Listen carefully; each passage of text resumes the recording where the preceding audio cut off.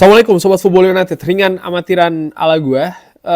Manchester United menurut gue meneruskan tradisi kemenangan tipis di Craven Cottage setelah selama beberapa musim terakhir mampu menaklukkan Craven Cottage Fulham di kandang sendiri dengan skor tipis.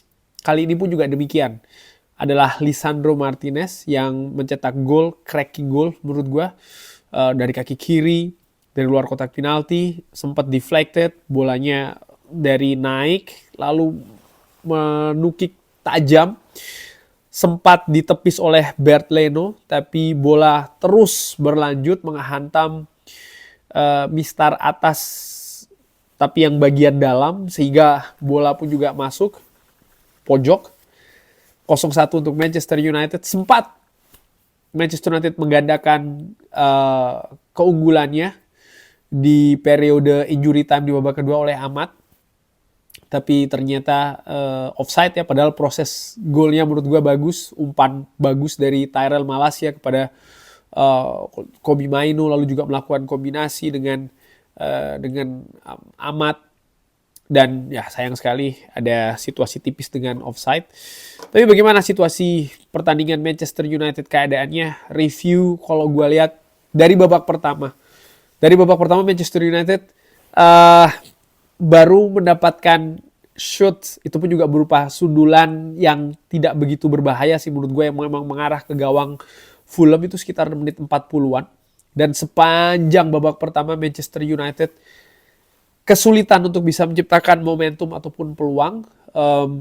Sementara Fulham sebaliknya, bahkan dari 5 menit awal mereka sudah langsung mengancam melalui shots dari Alex Iwobi yang on target, tapi masih bisa di-save untungnya oleh Andre Onana.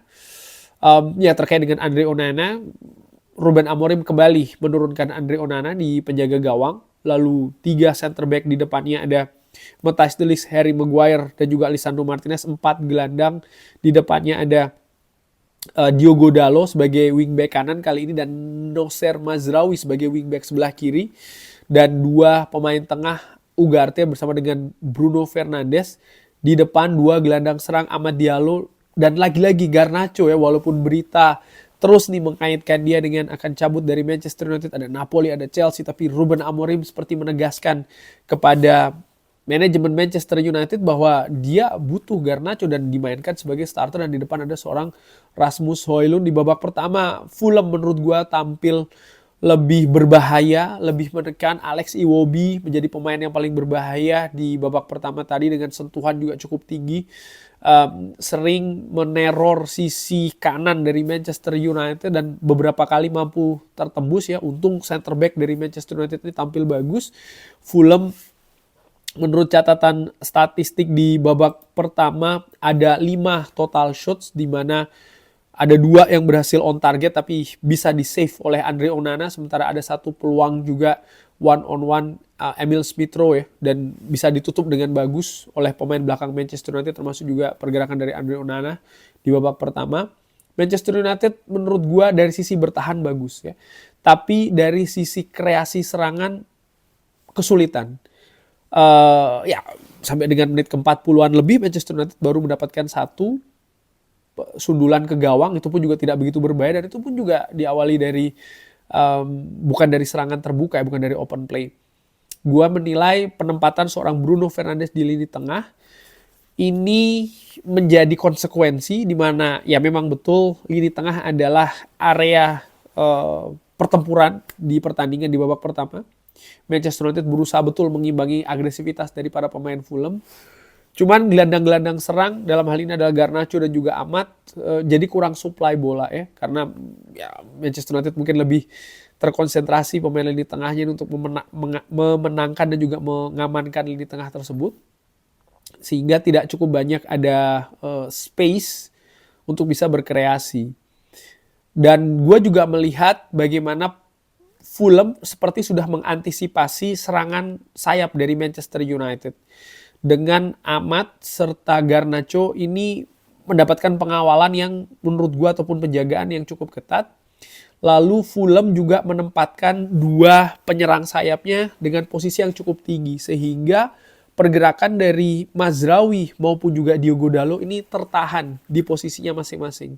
Dan itu semua akumulasinya adalah support ya untuk lini depan tidak maksimal. Kreativitas Bruno Fernandes ditahan di tengah.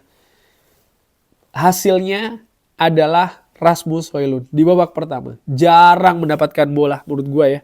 Dan praktis Manchester United bisa diredam ancaman maupun serangannya.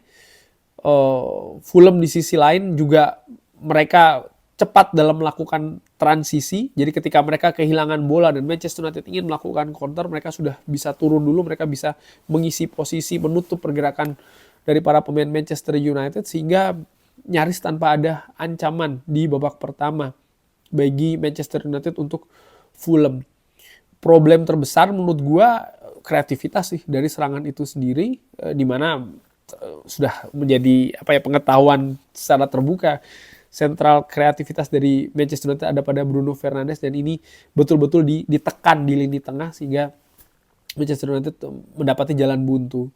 Lalu di babak kedua ada perubahan sih menurut gue yang terjadi dari sisi taktikal ya. Ada pemain yang dimasukkan, Joshua Zirkzee menggantikan Rasmus Højlund dengan harapan ada penguatan di lini tengah karena Joshua Zirkzee rajin turun ke tengah, dia juga memiliki situasi fisik, keadaan fisiknya juga yang besar untuk mengimbangi agresivitas fisik dari para pemain Fulham utamanya di lini tengah. Lalu gue juga melihat ada perubahan posisi Diogo Dalot sebagai wingback kiri, Nocer Mazraoui dikembalikan ke wingback kanan. Dan gue juga melihat salah satu perubahannya yang terjadi atas lapangan adalah bagaimana dua gelandang serang dari Manchester United, baik itu Amad Diallo maupun juga Garnacho, tidak lagi terlalu diposisikan melebar, tapi lebih ke tengah.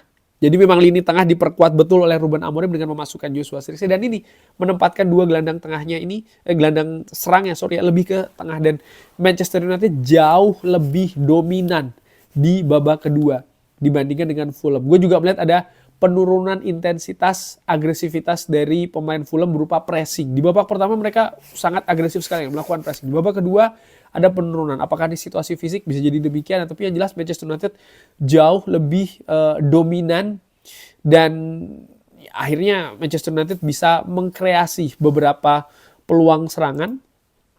Fulham menurut gue di babak kedua juga mereka tetap tampil solid ya lini belakangnya. Tapi Manchester United perlahan berhasil menemukan momentum dan juga mengancam. Puncaknya tentu saja gol dari Lisandro Martinez, di mana prosesnya juga menurut gue bagus.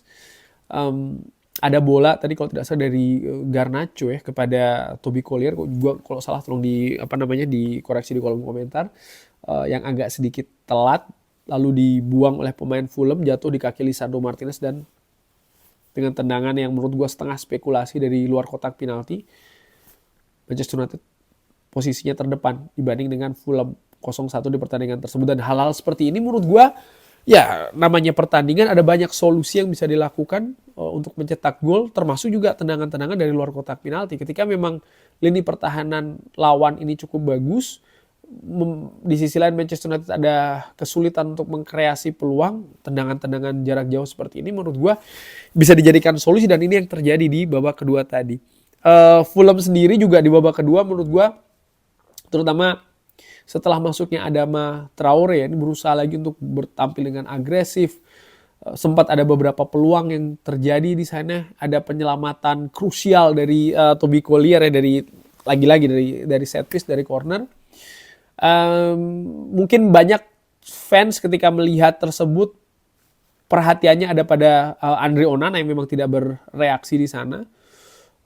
Sundulan yang dilakukan oleh pemain Fulham kalau tidak salah dari Anderson ya, itu memang jarak dekat banget. Tapi kalau menurut gue justru perhatian gue ada pada pemain yang mengawal Anderson.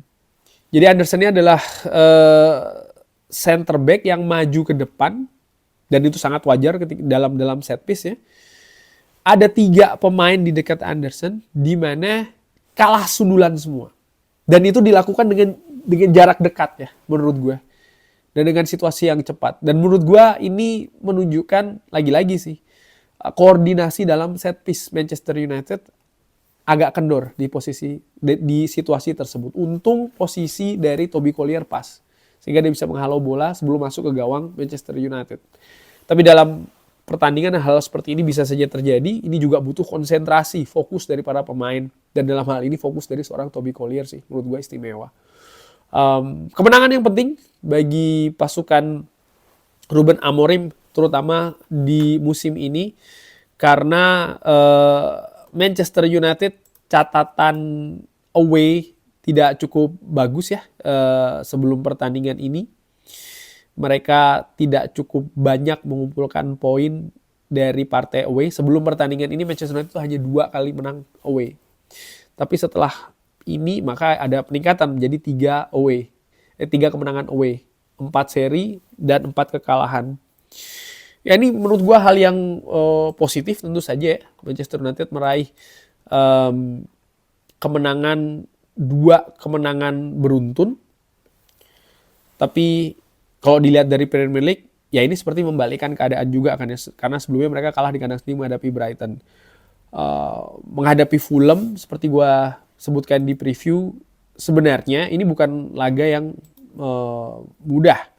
Lebih tepatnya ini sebenarnya juga laga yang susah untuk diprediksi. Fulham secara peringkat memang di atas Manchester United. Tapi Craven Cottage seperti gue katakan, kalau melihat beberapa musim terakhir memang tidak pernah terlalu bersahabat banget dengan Manchester United. Walaupun Manchester United berhasil menang. Tapi kemenangannya itu dilalui dengan kemenangan yang susah payah. Ini juga mengulangi kemenangan yang didapatkan oleh Manchester United di awal musim ini menghadapi lawan yang sama Fulham. Juga dengan kemenangan tipis 1-0 ya. Dengan kemenangan ini Manchester United naik sedikit peringkatnya. Saat ini berada di peringkat ke-12 dengan nilai 29. Memiliki selisih 2 poin dengan Brentford di peringkat ke-11. Dan Fulham di peringkat ke-10 dengan nilai 33. Berarti selisih 4 poin. Pertandingan selanjutnya bagi Manchester United, mereka akan away di Europa League ke Bukares, ke Rumania di pertandingan terakhir. Ya, pertandingan Kamis malam, dan ini ketika gue bikin video ini pertandingan baru saja selesai ini di hari Ahad malam. Feeling gue sih mungkin baru akan hari Senin ya mereka bertolak mungkin, dan ya atau mungkin bisa ya artinya jadwal kembali mulai ketat ini. Sehingga tadi pun juga Ruben Amorim melakukan beberapa rotasi, misalnya dengan mengganti Matthijs de Ligt, ya, dengan mengganti Noussair Mazraoui juga, dan termasuk juga mengganti Alejandro Garnacho. Ada perubahan secara taktikal, ada juga perubahan secara rotasi. Secara keseluruhan Manchester United bermain baik, menurut gua tidak. Ya, Manchester United bermain mungkin biasa-biasa saja. Tapi pertanyaan keduanya adalah apakah Manchester United menang? Yes, Manchester United berhasil menang. Kurang lebih seperti itu. Jangan lupa like, share, dan juga subscribe. Wassalamualaikum warahmatullahi wabarakatuh. Thank you.